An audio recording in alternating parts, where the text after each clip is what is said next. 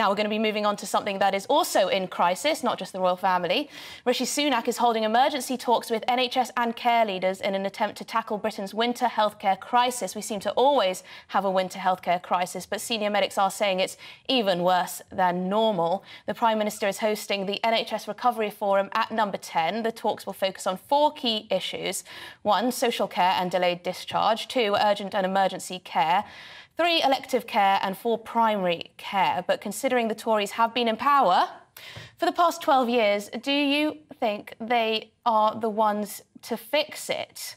Joining me to debate this is political commentator Emma Webb, friend of the show, and former Labour MP Stephen Pound here with me in the studio. Thank you very much indeed for joining us. I'll start with you, Stephen, seeing as you're here. What do you think? You know, we've heard murmurings from the Labour Party, from Wes Streeting in particular, about how they could potentially be the party to reform the NHS, the sacred cow.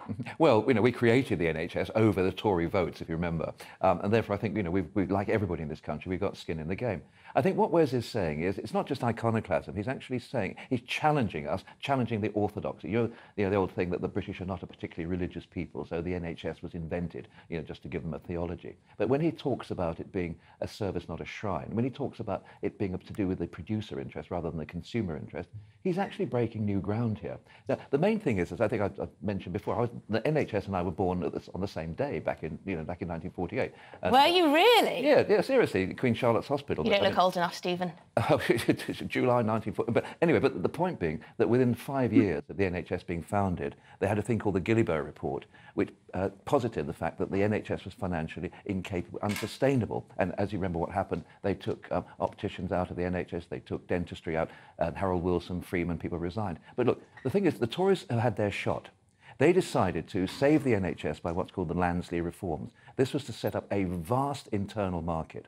So if you want to get anything done in the NHS nowadays, you have to bid against another CCG, another care group. And we've tried the market, we've tried this breakdown, we've tried this sort of disassimilation. I think what we need to do, of one subject above all, this really, really needs to be a cross-party one where we realise this is just too damn big. You mentioned linking up with primary care, linking up with delayed discharges, care, all those issues that all come together.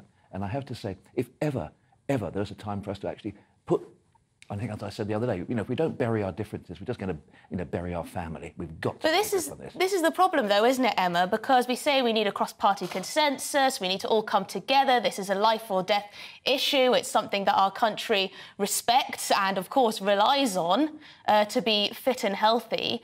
But it doesn't seem like the NHS is used as anything other than a political football these days in the House of Commons, anyway.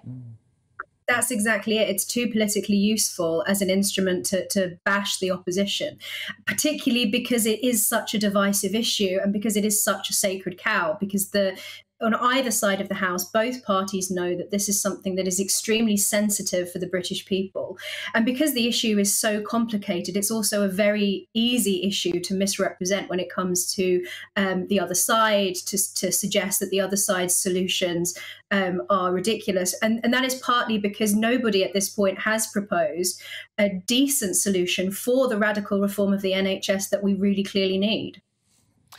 Stephen, is it the case that the government has to tackle vested interests when it comes to actually reforming the NHS? As you said, it's such a massive beast. It employs so many different people on all sorts of different jobs, management, of course, frontline staff, etc., etc. Some people look at the massive budget that continues to rise in real terms, perhaps not by enough, but it does continue to rise, and think, why isn't more of that money going to the doctors, the nurses? Yeah. I mean, the reality is the NHS is the 3rd biggest employer in the world. I mean, I think you've got the Chinese Army and the Indian Railways are slightly bigger than us, but it's the big. And it's always been a hybrid NHS. If you remember, when Aaron Bevan, God rest his soul, founded the NHS, he couldn't get the consultants, he couldn't get the GPs on board. So he had to, the expression he used with the consultants was, he had to choke their mouths with gold. And he allowed them to carry on doing private practice. You can be trained as a doctor by the NHS, but then you can go and run your own private practice and keep the money. Similarly, GPs are not part of the NHS. They're self-employed, you know, and the GPs are on a decent annual salary, but they are self-employed, they have their own people. So you've got all these issues, and including the ones you actually touched on. So I think that really and truly, it's not a coincidence that there's no other country in the world which operates exactly the same system that we do. And when I look at some of the insurance-based systems, and I look at Germany, France, look at Spain, where you actually have a very, very good, a higher probability of being treated in Spain, and particularly in A&E and in cancer services, then I think maybe this is maybe the third rail in British politics. You touch it at your peril. But hang on, Stephen, we've got to get through that. It's so frustrating hearing you talk about different models in Europe that are being used, because the Labour Party often, members of the Labour Party seem to always take the view, or at least they say in public, that that means, oh no, we'd be moving to a US-style privatised system that would leave people essentially sick without any hope of treatment. And that's very disingenuous, is it not, Emma? If everybody in the Labour Party was like Stephen and held Stephen's views, then I'd say maybe the Labour Party were the party to save the NHS. I think we do need to be looking at different models. I keep agreeing with Stephen every time we're. I think we do need to be looking at different models. And what's so frustrating about the critics is that very often their diagnosis is correct, but their prescription is wrong. So we all know that the NHS does need radical reform, but what it doesn't need is what the Labour Party and those striking keep suggesting, which is more money to be thrown at it. What we need to deal with is the unbelievable inefficiencies in the system, and the fact that we have some fat cats in the NHS who are earning ridiculous salaries for frankly fake jobs in HR, rather than that money being given to those on the front line, you know, the nurses and the hospital porters who really need it. So, you know, there are so many ways in which you could trim the fat in the NHS. But the problem is, because it has become this sacred shrine that nobody can criticize, no politician has really had the guts to do that. And so all you end up with is this sort of scraping of the surface and tinkering around the problem, which is what today's meeting probably will be. And everybody agrees that we don't need a talking shop. But what we need is, firstly, the bravery of politicians to radically suggest real, serious reforms to deal with those inefficiencies. And we also need the willingness of those within the NHS and the British public to support those reforms, because frankly, this is unsustainable. And if it keeps going on, people will die.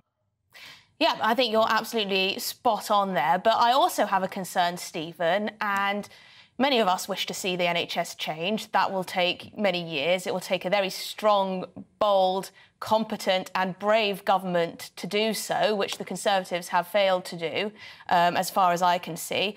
But we have a really deep problem within the NHS at the moment in terms of morale. The BMA, of course, that will have its maybe self-selecting this particular survey, but it does say 4 in 10 junior doctors plan to quit the NHS as soon as possible. Now, that is of deep concern. These people are either moving abroad or they're going into a completely different sector.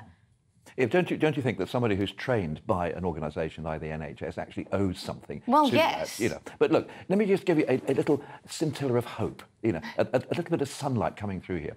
For the first time in my political lifetime, and bearing in mind I've been in the Parliament when independents have been elected, you had a guy called Dr. Taylor, who's elected on the basis of Save Kidderminster Hospital.